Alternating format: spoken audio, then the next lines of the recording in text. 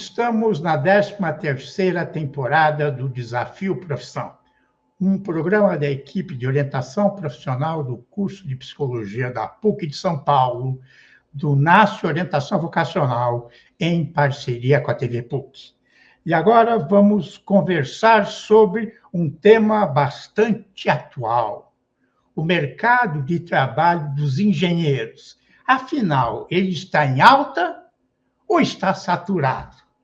E está aqui para conversar conosco o Matheus Veiga Mansano, que é graduado em engenharia pelo Mackenzie, tem mais de 10 anos de experiência em projetos de infraestrutura, mineração, energia renovável e construção industrial. Atualmente é coordenador do Núcleo Jovem Engenheiro do Sindicato dos Engenheiros do Estado de São Paulo, CESP. Eu agradeço a sua participação. Então, Matheus, vamos iniciar pelo tema mais amplo. O mercado está em alta no Brasil ou ele está saturado? O que você pode dizer sobre isso neste momento, né? Estamos em 28 de novembro de 2025. Primeiro, saudações, professor. Quero saudar o pessoal da PUC e na sua figura, aos nossos jovens que estão nos vendo agora. O mercado não está saturado. A verdade é que existe um descompasso do que se espera encontrar de vagas com o que se espera, o que os engenheiros esperam do mercado. O mercado pode parecer saturado, talvez, na região metropolitana de São Paulo, mas no Brasil todo tem vaga. E isso para todos os engenheiros ou algumas engenharias específicas? São quantas engenharias que o sindicato conta? Veja, professor, no guia de engenharias que nós temos no sindicato, são mais de 20 engenharias e elas já não estão todas lá, porque a tecnologia avançou tanto que novas engenharias surgiram e surgirão nos próximos anos. Então, tem mercado tanto para engenharias já consolidadas, quanto para engenharias que ainda nós não conhecemos. O mercado de engenharia só tende a aumentar. A mídia colocou, agora recentemente, as mídias, que no Brasil há na perspectiva de um futuro próximo, uma falta, eu não sei como se faz essa conta, mas de 75 mil engenheiros, né, que o mercado não está renovando. O que você pode dizer? Você acha que é um cálculo futurista sem realidade ou tem sentido? O sentido, eu acredito, professor, que as mídias comparam com países como a China, como a Índia, que tem uma produção industrial altíssima e que formam uma quantidade de engenheiros que levam a sua economia a um novo patamar. O que nós enxergamos no mercado hoje é que existe um descompasso entre esse avanço das tecnologias, o avanço das engenharias, com a prática do mercado de trabalho. Hoje, a cultura empresarial brasileira ela está atrasada, as lideranças estão envelhecidas e nós temos uma mudança demográfica brutal. Hoje nós temos 3 gerações trabalhando em conjunto. Os millennials, os zennials, os boomers, todos estão trabalhando em conjunto. E nós temos que nos adaptar. O mercado mudou, as tecnologias estão avançando mais rápido do que alguns estão sabendo se adaptar, mas também as relações de trabalho mudaram. Hoje, os jovens engenheiros e os engenheiros já estabelecidos não aceitam certas relações de trabalho que eram anteriormente regra. Muitos estão empreendendo, muitos se tornaram profissionais autônomos, perdemos muitos engenheiros para o mercado financeiro, que vem buscar nas universidades grandes talentos. Então, nós temos que nos questionar como indústria, como as indústrias, como o mercado da engenharia, o que nós temos que fazer para tornar a profissão de engenheiro mais atrativa para os jovens e para os profissionais, mas também como garantir que esse corpo técnico ele faça parte da mudança e dos desafios que existem e virão a existir. Então, vamos pegar por partes. Já não é de hoje que o mercado financeiro tem buscado engenheiros para atuar nessa área, em detrimento de economistas, administradores, estatísticos, etc. Por que isso acontece? Não é exatamente o conhecimento técnico que atrai, né, o engenheiro para uma instituição financeira, não é? O que seria isso? Por que acontece isso? São dois fatores, professor. O profissional de engenharia, ele aprende a lidar com problemas complexos e torná-los simples. Então, quando você busca uma avaliação de mercado, quando você busca compreender oportunidades de mercado, os engenheiros, eles atuam num campo de pesquisa, mas eles trazem para a prática. Eles trazem para algo factual e isso os torna interessantes para o mercado financeiro.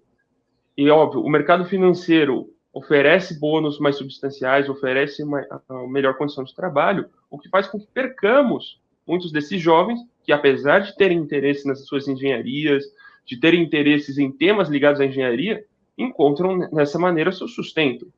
E é por isso que nós temos hoje que discutir como criar oportunidades melhores e mais competitivas dentro das diversas indústrias das engenharias.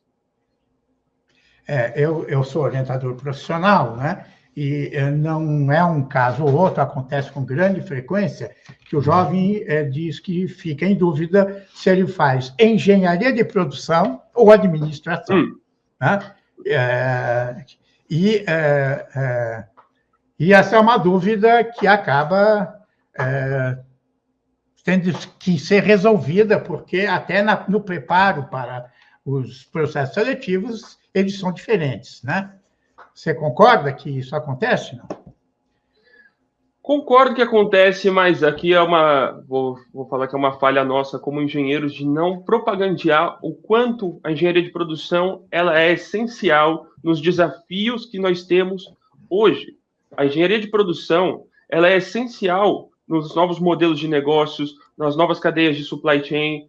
A gente precisa de engenheiros de produção, que eles não são administradores apenas, eles são profissionais de uma competência essencial e que são peça-chave nos desafios que nós temos da internet das coisas, cada vez mais conectadas, cadeias produtivas cada vez mais complexas. Os engenheiros de produção são essenciais. As engenharias, como um todo, são essenciais, mas engenheiros de produção, muito nesse momento.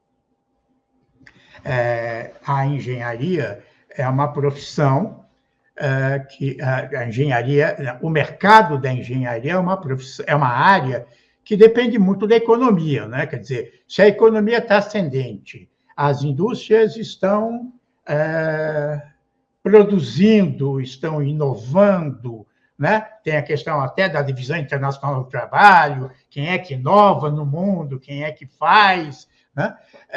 E se a economia está em descenso, falta. Eu estou lembrando que na década de 80 nós temos um caso muito conhecido, que é o caso do engenheiro que virou suco, uma lanchonete que o engenheiro abriu, numa época que os engenheiros perderam emprego a rodo, porque estávamos vivendo um descenso da economia, uma economia estava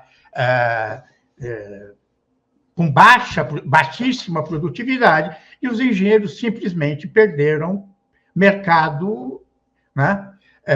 Então, ele varia muito de acordo com esse mercado, né? Olha, de acordo com a economia, infelizmente, Oi. Não, sim, o mercado... Óbvio, a economia ela está muito ligada também a um processo de financiarização que ocorreu na economia brasileira nas últimas décadas. Contudo, existe aqui alguns pontos que eu acho que vale a gente reforçar e até comparar com a realidade que existe no mundo de hoje. Por mais que sim, a economia, óbvio, impacta na vida dos engenheiros, impacta em todas as profissões. Isso, nós passamos recentemente por uma crise financeira, não era incomum ouvir a piada do engenheiro, então você é Uber. A minha geração ouviu isso e é muito frustrante. Né? Sim, contudo, existe uma questão da resiliência e da capacidade inovativa que as engenharias têm, que são, na verdade, grandes motores de transformação social e da economia. Dentro da indústria 4.0 que está imposta hoje, que é a nossa realidade, nós vemos que os grandes países que estão atuando na fronteira do conhecimento, da indústria, como a Índia, como a China, nós vemos engenheiros sendo forças motrizes da transformação e da produção econômica. Então, eu entendo que a engenharia forte e uma engenharia inovadora, ela é capaz de reverter o cenário econômico. Então, eu acho que ficar dependendo, esperando que a economia melhore para que você faça engenharia é perder o barco. Na verdade, é fazer engenharia porque você sabe que você é capaz de tornar a economia mais forte, mais ampla, plural.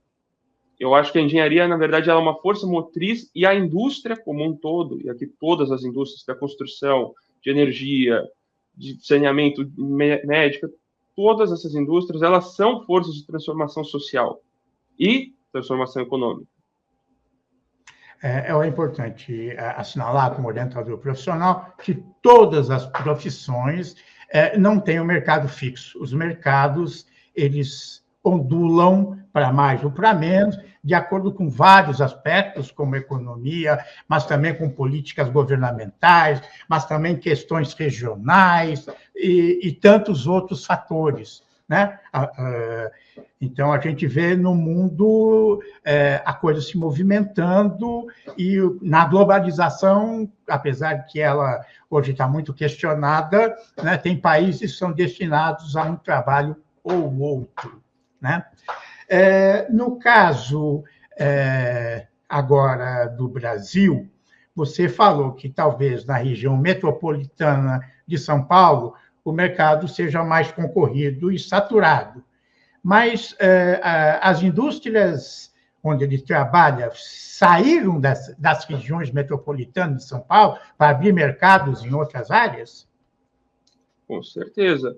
Nós temos, dentro do Brasil, indústrias de ponta que estão na fronteira do conhecimento. Eu acho que isso é muito importante ser divulgado. A engenharia brasileira, ela configura entre as melhores do mundo. Sempre foi uma das grandes inovadoras do mundo e continuará sendo. Aqui no interior de São Paulo, a Embraer está investindo no eVTOL, que é o popular carro que voa, está fazendo a fábrica mais moderna da América Latina. No sul do país, a WEG está investindo em novas fábricas, na produção de motores elétricos. No norte do país, a Vale tem feito grandes investimentos. Então, a BYD está trazendo fábricas para a Bahia. Então, é o seguinte, nós temos que pensar não apenas na região metropolitana de São Paulo, nós temos que pensar nas diversas oportunidades de trabalho e de desafios de engenharia que devem ser vencidos ao longo de todo esse país. Por mais que o estado de São Paulo seja o maior formador de engenheiros, existem necessidade de engenheiros no país todo. E eu conheço engenheiros que trabalham dentro da cidade de São Paulo, nos estados, pessoas que vêm de outros estados para cá, e é muito pleno, é muito extenso. Eu mesmo já tive a oportunidade de trabalhar no interior do Rio Grande do Norte, trabalhei em Minas Gerais, trabalhei no Pará. Então, você vê que a engenharia não reconhece fronteiras, ela reconhece desafios. E esse eu acho que é um ponto essencial que nós tenhamos essa compreensão. Os engenheiros vão além da fronteira do conhecimento e além das fronteiras da cidade e do estado. Então, hoje, diferente do que no passado até recente, os engenheiros devem estar preparados a saírem das áreas metropolitanas, né? Que não é uma coisa fácil. Nós temos esse problema na medicina, né? As pessoas se formam em medicina e não querem ir para as regiões mais interioranas no país, né? E porque não querem abrir mão da vida que se vive nas regiões metropolitanas em São Paulo. Isso é importante. Mas então, isso é uma coisa que tem que ser incorporado em engenheiro, porque antes, há não muito tempo, se falava em engenharia, se falava em São Paulo. É onde estavam as indústrias, ABC, né? Santo André, São Bernardo, São Caetano. Sim. Ali estavam as indústrias, a Chevrolet, a Ford, a Volkswagen, grandes indústrias automobilísticas e todas as outras estavam ali. Então, o engenheiro se formava e ia trabalhar ali, ou perto dali, ou no escritório dali, né? E agora, não mais. A Chevrolet saiu, a Ford saiu do Brasil, como indústria, e estão em outros lugares, né? Vamos pegar outro aspecto. O orientador profissional, que eu sou, tem observado, e os números dos vestibulares indicam isso, a engenharia tem atraído pouca gente para os seus vestibulares, né? O número tem diminuído ao invés de aumentar. Nós temos algumas hipóteses, mas por que você acha que isso acontece, né, nos tempos de hoje? Professor, eu acho que não é uma questão apenas da engenharia. Se a gente olhar os dados hoje, os jovens, eles não estão buscando trilhas de conhecimento e trilhas já estabelecidas de trabalho. Eu acho que a engenharia, ela como um todo, precisa se renovar e precisa mostrar aos jovens que existe espaço, sim, porque a engenharia é um curso complexo, é um curso difícil, mas porque os problemas reais que nós temos são complexos e necessitam essa capacidade de avaliação, essa capacidade de colaboração. São problemas complexos que têm que ser resolvidos em conjunto. E eu acho que falta um pouco de ações para atrair os jovens, mostrar que a engenharia é um mercado maravilhoso, com muitos desafios interessantes, com capacidade de inovação, com capacidade de criação, e mais, que você, uma vez que faz engenharia, existe um mundo de oportunidades a serem estabelecidas, a serem conhecidas. Eu acho que falhamos muito como um geral de sociedade de não mostrar na engenharia uma trilha de mudança social, de mudança de comportamento, mudança de vida. As engenharias são capazes de trazer soluções diversas. E mais, a engenharia, ela precisa dessa diversidade, ela precisa que engenheiros surjam de diversas regiões, de diversas histórias, e essa diversidade é o que vai possibilitar transformações reais e sociais. A engenharia não pode ser considerada uma profissão já estabelecida, um caminho que já está trilhado. Não, ela tem muita coisa a ser explorada, e eu acho que a gente não divulga o suficiente aos jovens que a engenharia é um caminho que, apesar de árduo, a faculdade é um caminho extremamente recompensador e que vale a pena essa educação formal, que vale a pena você ser diplomado, que você aprende algo maior e que isso pode ajudar você, tanto que você queira, caso você queira seguir por um caminho de um emprego formal, de um concurso público, como para empreender. Empreendedores que fazem engenharia, eles compreendem problemas complexos, eles prosperam. Não é à toa que muitos engenheiros não vão para o mercado de trabalho formal, porque eles vão justamente empreender. O engenheiro é, por formação, um líder, porque ele vai ter que liderar suas equipes, ensina-se a liderança, ensina-se a colaboração e ensina-se a capacidade de inovação. Então, se você quer empreender, se você quer buscar mudanças no mundo, a engenharia é o caminho. E eu acho que nós temos que divulgar isso.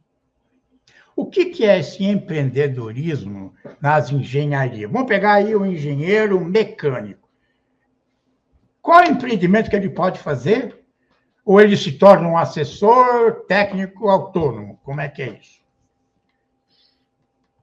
O engenheiro mecânico, por exemplo, hoje com a cirurgia robótica, nós temos robôs atuando em grandes centros de distribuição, nós temos robótica na medicina, nós temos robótica em tantas áreas.